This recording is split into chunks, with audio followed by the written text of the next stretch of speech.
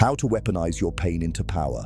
Listen closely. Every man who ever dominated this world carried a wound, a scar so deep it rewired his entire operating system. But here's what separates the wolves from the sheep. Most men let their pain break them. You're going to let it make you. Machiavelli understood something brutal, something the weak will never accept. Pain isn't your enemy, it's raw material, unrefined power waiting to be forged into something unstoppable. Right now, you're holding on to something: betrayal, rejection, failure, loss. You think it's poison in your veins.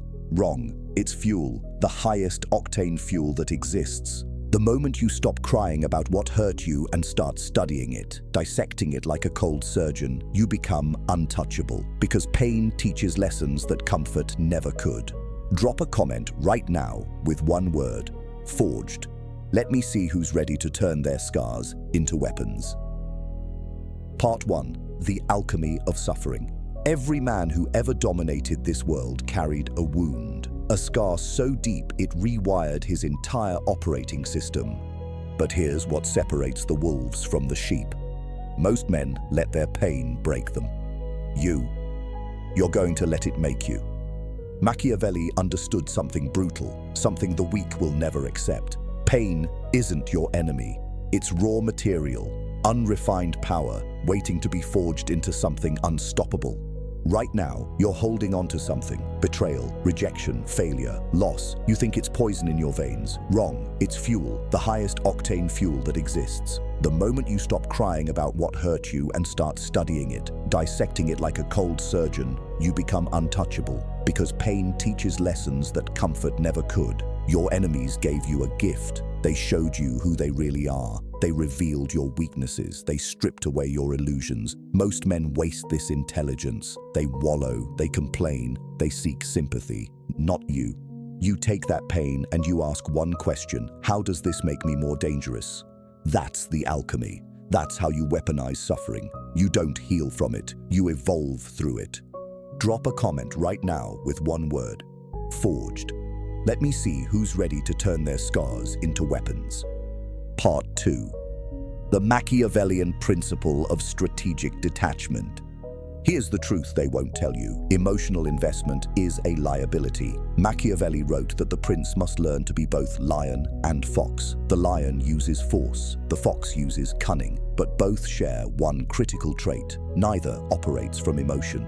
Your pain made you emotional. It made you reactive. It made you predictable. And in this world, predictable men are prey. So here's your first tactical move: detach. Not from life, not from ambition, not from your goals. You detach from outcome.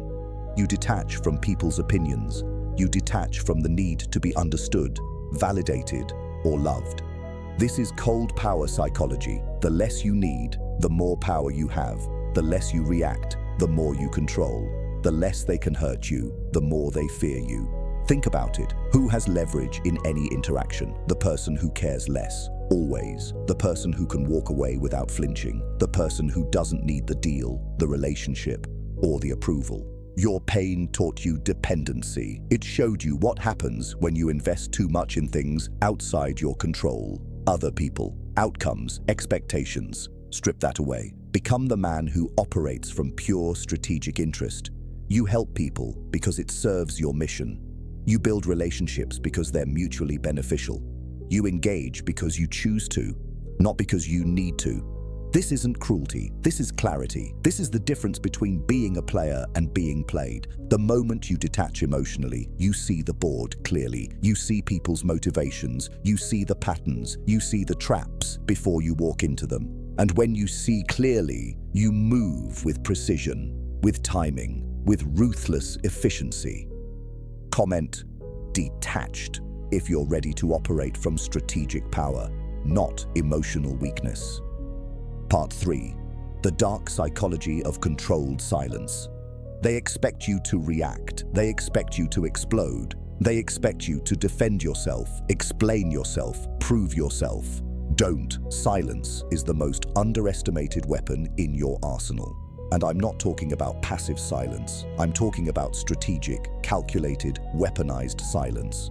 Machiavelli knew this. The truly powerful don't waste words on those who don't deserve them. Every explanation is a leak of power. Every justification is an admission of weakness. Every reaction is predictable entertainment for those watching you.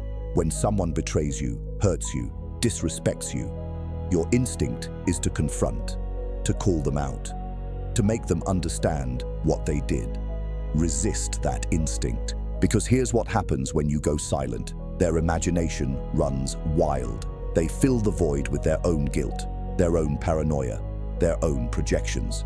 They wonder what you're thinking, what you're planning, what you know that they don't. Silence creates mystery.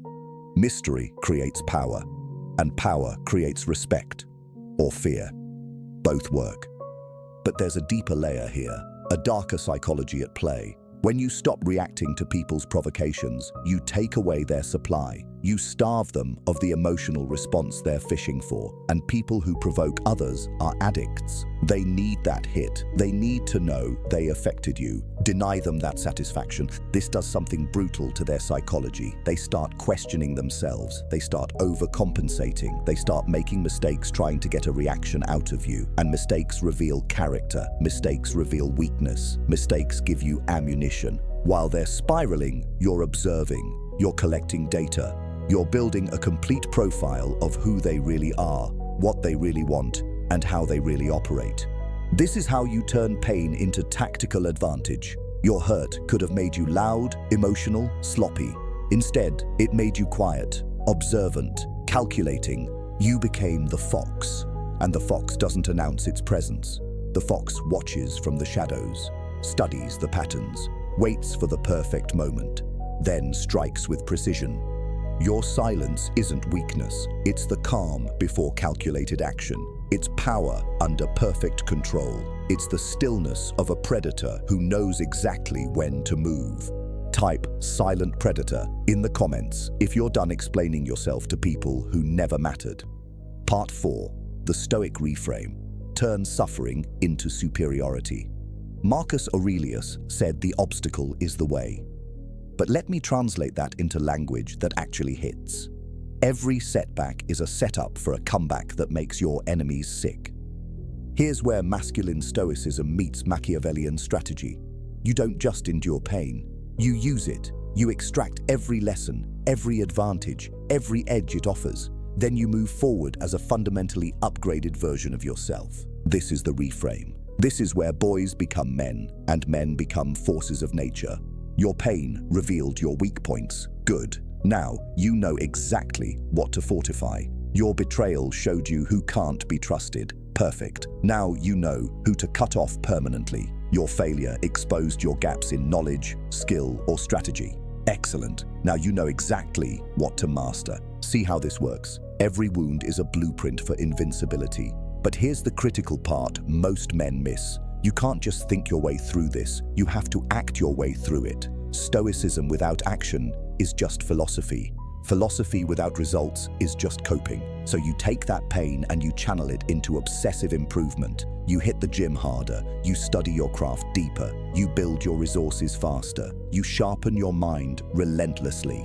Every rep is revenge. Every page you read is preparation. Every skill you master is another weapon in your arsenal. Every dollar you stack is another layer of armor. This is how you transmute suffering into superiority. You become so focused on your own evolution that the people who hurt you become irrelevant. Not because you forgive them, forgiveness is overrated, but because you've outgrown them so completely that they can't even comprehend the level you're operating on now.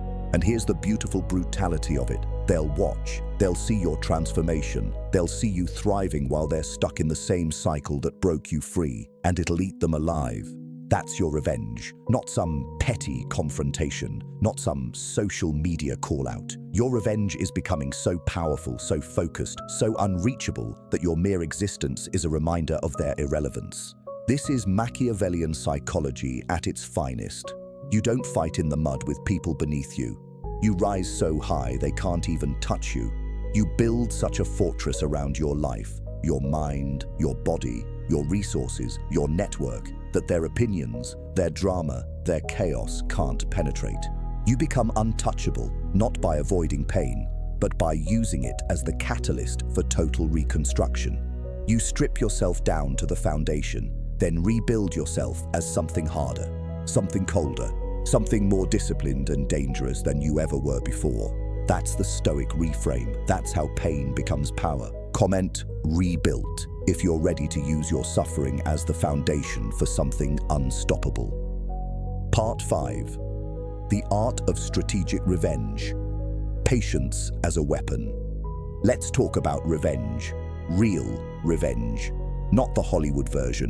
Not the impulsive outburst that feels good for 5 minutes and costs you everything.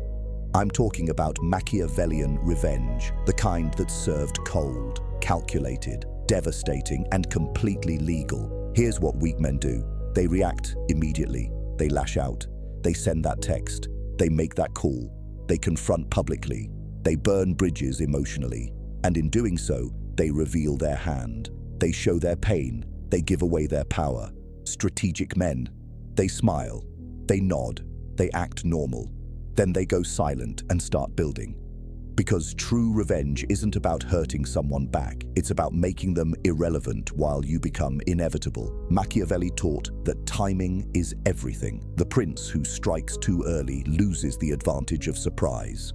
The prince who strikes too late misses the opportunity entirely. But the prince who waits for the perfect moment, he wins decisively. Your pain wants you to act now. Your ego wants immediate satisfaction. Your anger wants instant justice. Deny them all. This is where discipline separates the dangerous from the desperate. You're playing a different game now, a longer game, a smarter game. While they think they got away with it, you're studying, you're learning their patterns, their weaknesses, their dependencies, their vulnerabilities. You're mapping out their entire operation, personal and professional. You're noting who they trust, what they value, where they're exposed, and you're getting stronger every single day. Physically, mentally, financially, socially, you're building resources they can't imagine, connections they can't access, skills they can't compete with, leverage they can't counter. This is the art of patient aggression. You look passive, you seem like you've moved on, you appear unbothered, but underneath, you're a coiled spring. You're accumulating power in silence. Then one day, 6 months, a year, 5 years from now, the moment arrives. Not because you force it, but because you've positioned yourself so strategically that opportunity presents itself naturally. Maybe it's a business deal they need that you control. Maybe it's a connection they require that runs through you. Maybe it's a reputation you've built that makes their lies obviously false. Maybe it's simply that you've risen so high that you can choose whether or not to pull them up or let them drown. And here's the psychology that destroys them. They've forgotten about you. They think you're over it. They think they won. They've gotten comfortable, complacent, arrogant. That's when you move, not with emotion, not with anger, with cold, strategic precision. You don't even have to destroy them directly. Often, you just have to remove your support, your silence, your cooperation. You stop holding doors open. You stop offering second chances. You stop being the safety net they didn't even realize they were using. And they fall. Not because you pushed them, but because you stopped catching them. This is revenge at the highest level. It's not personal anymore. It's strategic. It's business. It's the natural consequence of their actions meeting your preparation. The best part, you sleep perfectly because you didn't act from weakness. You acted from position. You didn't burn bridges impulsively. You withdrew access strategically. You didn't lose control. You exercised it completely. That's the difference between getting even and getting ahead, between reacting like a child and responding like a king. Drop strategic in the comments if you understand that real power moves in silence and strikes with precision. Part 6. The Mask of Machiavelli. Control what they see. Here's a truth that will change everything. You don't have to be an open book. You don't owe anyone access to your thoughts, your plans, your pain, or your progress. In fact, the more they know, the more power they have over you. Machiavelli's most dangerous lesson wasn't about cruelty or manipulation. It was about perception management. It was about understanding that in this world, what people think about you is often more powerful than what you actually are. So you're going to learn something critical today: how to wear the mask. Not a fake mask, not a dishonest mask, but a strategic mask. A controlled presentation of yourself that serves your interests, protects your vulnerabilities, and advances your position. Listen carefully. Your pain made you raw. It made you exposed. It made you readable. And readable men are exploitable men. People saw your buttons and they pressed them. They saw your triggers and they pulled them. They saw your weaknesses and they weaponized them. Never again. From this moment forward, you control the narrative. You control what they see. You control what they think they know about you. This doesn't mean you become fake. It means you become selective, intentional, calculated about what you reveal and to whom. Think about it like this. A castle has walls for a reason, not to imprison the king, but to protect him. Your mask is your wall. It's not about hiding who you are. It's about protecting what matters until you're strong enough that nothing can touch you. Here's how this works practically. When someone asks about your plans, you stay vague. Not because you're secretive, but because loose lips sink ships. The more people know about your next move, the more they can interfere, copy, or sabotage. When someone tries to provoke you, you stay calm. Not because you don't feel it, but because emotional reactions are information leaks. They show people exactly how to manipulate you next time. When someone tries to get close to you, you stay measured. Not because you're cold, but because intimacy without verification is vulnerability. Trust is earned in millimeters, not miles. This is dark psychology applied defensively. You're not manipulating anyone. You're refusing to be manipulated. You're not playing games. You're refusing to be played. The mask teaches you something profound. You can feel everything internally and show nothing externally. You can be strategizing 5 moves ahead while appearing completely present in the moment. You can be building an empire in silence while everyone thinks you're just getting by. This split between inner reality and outer presentation is where real power lives. It's the space between what is and what appears to be. And in that space, you operate freely. Undisturbed, unpredictable. People can't hurt what they can't read. They can't exploit what they can't access. They can't manipulate what they can't understand. And here's the beautiful part. While they're trying to figure you out, you're 3 steps ahead. While they're guessing your next move, you've already made it. While they're testing your reactions, you're studying theirs. The mask isn't about deception. It's about control, self-control, image control, narrative control. You become the author of your own story instead of letting others write it for you. Weak men wear their hearts on their sleeves and wonder why everyone knows how to hurt them. Strong men guard their inner world like classified information and wonder why no one can touch them. Which one are you becoming? Your pain wanted to make you bitter and obvious. Your rage wanted to make you loud and predictable. Your hurt wanted to make you readable and vulnerable. But you're smarter than your emotions. You're more disciplined than your impulses. You're more strategic than your circumstances. So you take that pain, that rage, that hurt, and you bury it deep. Not to deny it, not to suppress it, but to refine it, to alchemize it, to transform it into cold, focused energy that powers everything you do without announcing itself. You become the iceberg. They see 10%, the other 90%. That's where your real power lives. Hidden, protected, unstoppable. Comment, masked power, if you're ready to control exactly what the world sees while you build in silence. Part 7, the leverage principle. Build what they need. Now we enter the realm where pain transforms into pure dominance. This is where you stop being reactive and start being essential. Machiavelli understood one fundamental law of power. The person who controls resources controls everything. Not the loudest person, not the most emotional person, not even the most talented person. The person with leverage. And leverage is simple. It's having something other people need more than you need them. Your pain showed you what it feels like to be powerless, to be at someone else's mercy, to need something, validation, love, opportunity, approval, from people who could withhold it at will. That feeling, remember it. Burn it into your memory because you're never going to feel it again. Here's your new operating system. Build yourself into someone people need. not want, need. There's a massive difference. People want entertainment. People want comfort. People want easy relationships that require nothing from them. That's all surface level. That's all replaceable. But need? Need is different. Need is deep. Need is strategic. Need is power.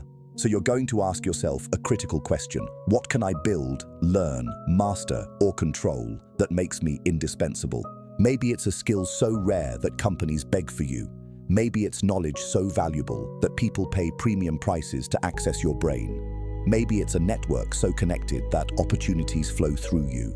Maybe it's resources so abundant that you become the bank others borrow from. Whatever it is, you build it obsessively. You build it in silence. You build it until you're no longer asking for seats at tables. You own the tables. This is the leverage principle. This is how you flip the script entirely. Think about every situation where you felt powerless, every relationship where you had no options, every job where you were dispensable, every interaction where you needed them more than they needed you. Now reverse engineer it. What would you need to build, become, or control to ensure that never happens again? If it's relationship leverage, you build yourself into a high-value man that women pursue, not the other way around. You develop your finances, your physique, your social proof, your purpose. You become the prize, not the pursuer. If it's career leverage, you build skills so valuable that you're recruited, not applying. You become the expert they can't replace, not the employee they can fire on a whim. You develop options, multiple income streams, financial independence. You become the one who walks away, not the one who gets walked away from. If it's social leverage, you build a reputation so solid that your word carries weight. You become the connector, the leader, the one people want association with. You develop influence that opens doors instead of begging for keys. See the pattern? Pain showed you where you were weak. Leverage makes you strong in exactly those places. But here's where it gets Machiavellian. Once you have leverage, you use it strategically. You don't flex it unnecessarily. You don't show off. You don't make threats. You simply operate from a position where your presence adds value and your absence creates problems. This is subtle power, quiet power, the most dangerous kind. When you control resources, you control access. When you control access, you control outcomes. When you control outcomes, you control your entire reality. People who hurt you when you were weak, they come back when you're strong. Not because they changed, but because you did. You built leverage, and now they need something you have. This is where your discipline gets tested, because your ego wants to reject them. Your pride wants to tell them off. Your pain wants revenge. But the truly Machiavellian move, you stay strategic. You assess if there's value in re-engagement on your terms. If there is, you engage. But this time, you set the boundaries, the terms, the rules. If there isn't, you simply don't respond. Not out of anger, out of disinterest. Because here's what leverage teaches you. When you have options, people become optional. When you have resources, relationships become choices, not necessities. When you have power, you no longer operate from desperation. You operate from abundance, from choice, from position. And that changes everything. How you negotiate, how you move, how you think, how you operate. You stop chasing. You start attracting. You stop begging. You start selecting. You stop needing. You start choosing. This is the transformation, from powerless to powerful, from reactive to strategic, from dependent to independent, from victim to victor. Your pain was the catalyst. Your discipline was the process. Your leverage is the result. And once you have it, you never give it up. You protect it, you grow it, you compound it, until you're so positioned that you're not just untouchable, you're inevitable. Type leverage if you're committed to building yourself into someone people need, not someone who needs people. Part 8.